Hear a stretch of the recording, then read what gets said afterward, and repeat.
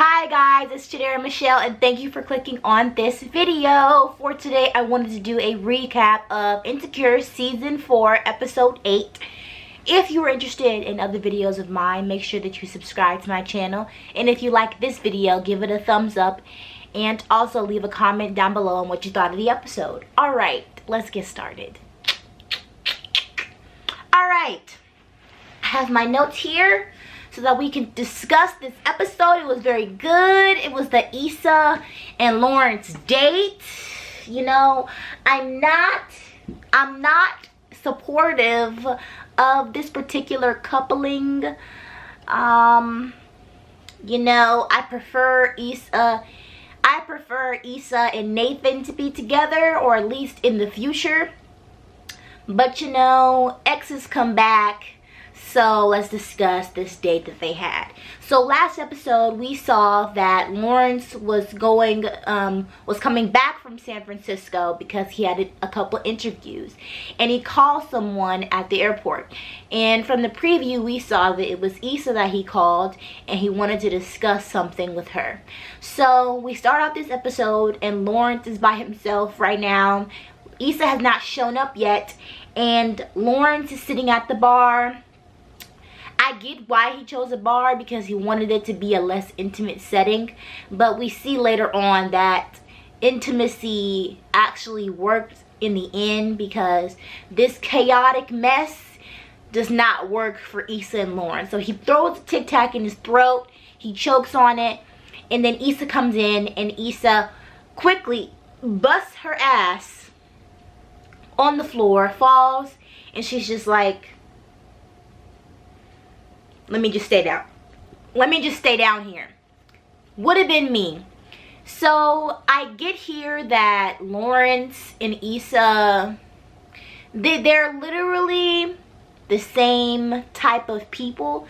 They're just so awkward, especially around each other. And it makes it so endearing to their characters that they're so in sync together. They're awkward together. They throw jokes at each other. They're just two peas in a pod, and it just works for them.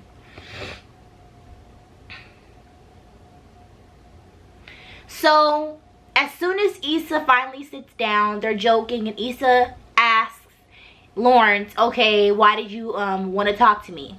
And Lawrence doesn't want to get there yet. You know, he doesn't want to talk about it yet. Issa already knows that Lawrence and Condola are broken up. They're not, like, together anymore. And Issa's just, this whole time, she's just wondering, why did you ask me to have dinner with him? Let's talk about the clothing. Issa's wearing red. She's very inviting. It's an open type of top. She's very open. She wants to be very open and honest. And also Lawrence is wearing black and white, but he also looks like he wants to be very open and honest. His shirt, his jacket is open. I don't know if that means anything, but they both seem like they're very open. And then the conversation that they have, they are very open and transparent with each other, way more than Issa and Molly are. Their communication is A1 right now. While they're trying to have this kind of personal and kind of intimate conversation, it is just going crazy in the bar. They're listening to Lizzo, people are jumping around, and it's a whole mess. So eventually, they decide to leave and go to another restaurant, and they go outside, and Issa and him are still joking with each other. They're still like back in their old type of conversation, like they never left. And Lawrence calls the Uber, and Issa's very surprised that Lawrence actually called the Uber this time, because I guess she remembers that in the past Lawrence would never call the Uber. She probably was always the one that was calling for transportation. Let me drink. She was always the one calling for transportation. She was always the one doing everything, planning everything. So it was like a nice surprise for her to see that he actually called the Uber or the Lyft. And it was a nice Lyft, you know, it was the fancy one. So they get in the car and this old driver's talking and she's like, where are you two lovebirds headed? And Issa's not trying to play into it, but Lawrence is. But Fran and Crystal, in their recap podcast, they said they never denied that they were actually on a date. And I noticed that too. They never actually said they weren't going on a date. So that's how I know. I'm like, maybe they're leaving things open for each other. They're just doing it in subtle ways for us to just figure out later on, maybe next season. But they're not saying no right away, you know?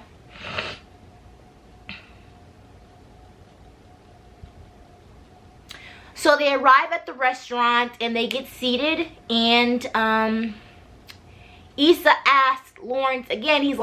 She's like, well, what did you call me for? And he basically wants to have that conversation about why they broke up and what happened and everything. And this was pretty good. Lauren's first question is, what would have happened if they stayed together, and does he give up too easily? This is a very interesting question. And also, one thing that I also noticed is usually these conversations are in reverse, where it's the guy that cheats and the woman just asks all these questions, and it's just like she doesn't want the pussy answer that every person gives. But in this episode and in this show, it's the reverse, and the woman is the one that cheated. And Issa basically says, you know, I didn't think you wanted me anymore. Very honest, very transparent. And Lawrence says, I think that I gave up too easily on our relationship. Very important thing to state, because it's an admittance of wrongdoing in the relationship. Accountability, especially now that the relationship is over and they're back cool again, recognizing that you were not the perfect boyfriend and recognizing what could have gone wrong is important. And what's also important is the fact that Issa says it's not your fault. It wasn't your fault. It just Daniel, because he asks why Daniel, and she says it wasn't specifically about him per se or anybody else. He was just there and he gave me attention when you weren't. Very important thing to state. Issa then asks, did he actually buy a ring? Because in the car, he insinuates that he bought a ring and everything. And Lawrence says basically yes. And Issa is just like, wow, like I was this close to getting married. And what would have happened if he actually had proposed? Like, what would have happened? How would Insecure look if they were still together this whole time? Completely different show. So that happens, and then, you know, it went silent for a little bit. And in these shots, I think that the cinematography was so beautiful in the cutaways, and during certain points they just zoomed in on their faces to just get into the emotion of each other and how they actually felt. And I really felt this whole scene. This scene was really long. I think Natasha Rothwell said that it was 6 pages. That's a long ass scene, and they did it beautifully. Some of the best acting I've seen on the show was during this episode, because they just have such great chemistry. But the conversation was so needed. And at one point in time during the date, Issa goes to the bathroom after hearing about Lawrence saying that he actually bought a ring. And while she's in the bathroom, Lawrence gets a text message from Condola, and basically asking, you know, I told you I wanted to meet on Tuesday, but I actually want to meet today. Do you have time today? And he basically says, you know, I'll see if I have some time to meet you later. He basically brushes her off. Now, why are they still talking? Why are they still talking? Like, why?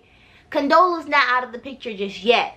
And this is very important, because Insecure does not just put things in their scenes and in their shows and just make words and make things just random, just do things randomly and just do things for no reason. There's always a reason. There's always a reason. And I want to know why she was so persistent the whole night in calling Lawrence and asking Lawrence where he was and asking Lawrence if he could come over. Why did she keep asking that question? And so they run outside after the date, and they run into TSA Bay and his date Miata, or Mazda, or whatever her name was. And this was also very awkward, and it was just like, TSA Bay is so loud, and so, he's just so loud. He can't keep anything low-key. He just said, yeah, I used to fuck her, yeah. Like, he doesn't have a filter at all. So you can just tell that Issa was just a little bit like, what is he going to tell Lawrence? What is he going to tell Lawrence? And Lawrence is playing into it. But they walk away, and they end up going to the art thingy. I forgot what it's called, art walk or whatever, art walk, whatever. But before that, Lawrence jokes about him leaving and be like, all right, you do that, I'm gonna go leave. And he kisses her on the cheek and he walks away. And Issa's just like, what? So he walks back, he walks back, and Issa's just like, wow. So they go to the art block, and they're looking at the different art. And I also love this scene of them walking around in the little cloud thing. The lighting was so beautiful. The purple-ish, like, blue hues were so beautiful on their skin. And the way that the camera was moving with both of them together, and them trying to run out of the way of the clouds, and then making those like stupid jokes and innuendos about I forgot what the joke was anyway, but it doesn't matter. But it was just so beautiful. And it just the fact that together they're in sync. I said that before, I'm about to say it again. They're in sync. Like, it was just so romantic. And I caught myself like covering my eyes and just like smiling to myself, because I'm just like, huh. It's so awkward just seeing intimate moments like this that just feel so real. Does that make sense? I felt awkward, you know? I felt like I was intruding on something. So then the conversation comes up about happiness, and Issa basically says, you know, I think that happiness is a choice, and I'm choosing what I want. I'm choosing what brings me happiness and what brings me joy. And Lawrence feels a little bit different. You know, one thing that they both struggle with is jobs. Like, they're both dependent. Their number one goal right now is finding a job, getting a secure job, having a secure income, so that they can live the life that they want to live. And that was a problem when they were together, and it's still their problem kind of right now. But I think that they've both grown. They have both grown in ways that it doesn't affect them as much as it did before, but still as important as it was then. I don't know how I feel about the whole happiness thing, because I don't think that happiness is a choice. It's not that easy. It's not that simple. It's not just as simple as like, oh, let me just do this thing, it's gonna bring me happiness. I don't think happiness is that easy, you know. And I see happiness and joy as two different things, but that's for a different conversation, for a different day. So they're walking around during the art show, looking at my notes, and Condola calls again, and this time Issa sees it. And Issa's like, do you want to take that? I like that she wasn't hard pressed about it. She just asked, you know, you can go walk away and just go talk to her real quick, and I'll just be over here. And Lawrence is like, you know what, it's not really that important. And he's very real. He's like, I don't know where we are right now. I don't know where we're gonna be in the future, which is honest. And I like that he just laid it all out there, and just like, we're not over all the way. Like, it's not all the way 100% done with us. Let her know that. And I'm glad he let Issa know that, because they're on a date. Both of them don't want to say it, but they're on a date. So let the person you're on a date with know, yeah, I'm still talking to other people, even though it's Condola. And Issa and Condola were friends until Condola ghosted her. Yeah. So the night is winding down, and this is when we get to the real tea, the real meat and potatoes of this episode. I think my camera's about to stop recording. This is when we get to the real meat and potatoes of the episode, when Lawrence invites Issa inside because she made a joke about how you're still sleeping on an air mattress or whatever, and where you're gonna put that art piece, because we actually didn't see the art piece that they bought, that they both looked at. I wonder what it is. I wonder what it is.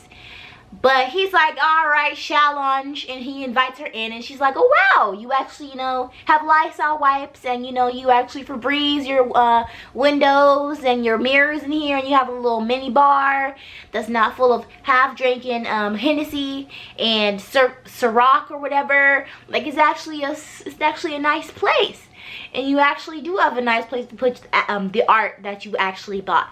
And he still has the couch, the infamous couch. He still has it in their place. And everything is winding down, and Issa goes to the bathroom again. Now, on Twitter we made a joke. I don't think the girl actually had to go to the restroom. Girl, you just went to the restroom at the restaurant. You got to go to the restroom again? Girl, you know you did a little bird bath up in there, because you knew you were trying to stay. I see right through it, girl. Wow. You know you did a little Irish Spring bath in the goddamn sink.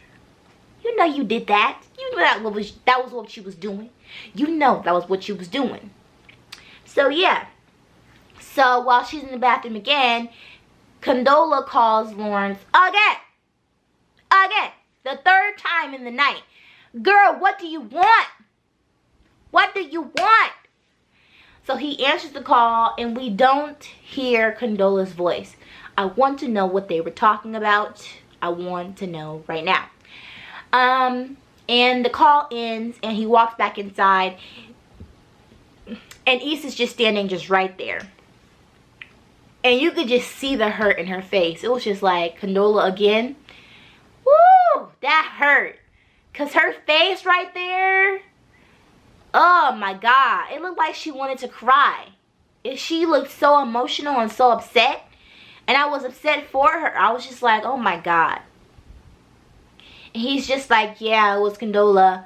And she's like, well, the lift is waiting, so let me just go. But she stops. And she doesn't leave. She stops. She stands there for a second. And she turns around and she goes, what if I don't want to leave? And Lawrence is like,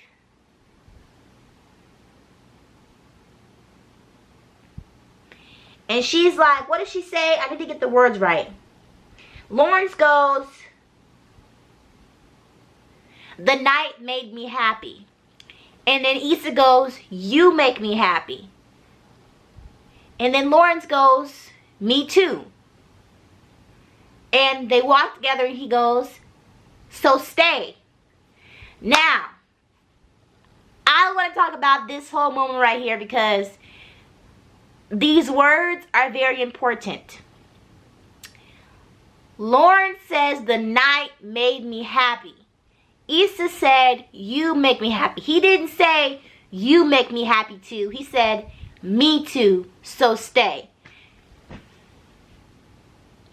Maybe I'm being extra, but the phrasing of that makes it, I think that Lawrence is keeping his options open, bro. Lawrence is keeping those options open, those options clear. He's not all in. Issa was all in that moment. She was like, I want you, I miss you, I want to be with you right now in this moment, cause you make me happy. Lawrence said the night made me happy. That moment made me happy. You kind of make me happy. He didn't say you make me happy too. He said me too. Me too to what? Me too to what? Very important. They have sex, and she spends the night, and they wake up, and she's wearing somebody's sweatshirt. I don't know what it was. A bouquet of flowers. Also very intentional. The flowers, she wore red all night, and then she wakes up and she has on this blue sweater with flowers on it. Very important. New beginnings, because they're waking up and it's dawn. New day. What does dawn mean? Dawn means we wake up and it's a new day, it's a new life, it's a new beginning. She's wearing a freaking blue. It's blue, it matches the sky. She's blossoming, you know. I don't know. But setting is very important. We started out the night with it being dark and then being in romantic colors in a romantic setting after being in a chaotic bar, and they ended the night and wake up in the morning, and it wasn't awkward. It was very sweet, and she says, you know what, I can go. She doesn't hesitate. There was no hesitation in communication this whole night with Issa. She was very vulnerable and very honest and open. And I have not seen Issa that way in this whole entire series of this show. I've never seen her this open, vulnerable, and honest. And neither have I seen Lawrence this way. Not even with Condola. Issa couldn't even be dishonest with her best friend. And also, since we're winding down the episode, she walks home in some heels, and she seems very happy, and she's just walking up and down the hills, and it's a beautiful scene that carries us out. But one thing I noticed with the preview of the next episode with with Issa and Molly about to have this conversation is Molly steady talking shit. She had a lot of shit to say last episode, and she had a lot of shit to say this next coming episode. Molly been doing a lot of talking with Andrew. Been doing a lot of it. Issa has not wanted to talk about Molly at all whatsoever. Not a peep. Nothing. Nada. Zilch. Nothing. She hasn't said a word.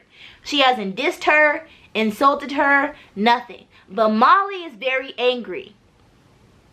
Molly is very upset. And that is very telling. That's my prediction for the next episode. I don't think that it's going to be rekindled, their friendship, because I think after seeing that Issa's the one that reached out and seeing how petty Molly was talking to Andrew right before meeting Issa, there's still anger. There's still anger there. Molly's still angry. Molly's still mad. Why? I don't know, because you're the one that ruined her night. You got your man. He didn't leave you. You're good. I still don't know what the problem is. I understood it in the beginning, but you being this petty and talking shit the whole entire time you haven't been talking. Why did you say yes to meeting up in the first place? You weren't the one that reached out. Again, Issa's always the one reaching out. That irritated me. But anyway, this was a very beautiful episode. I loved it.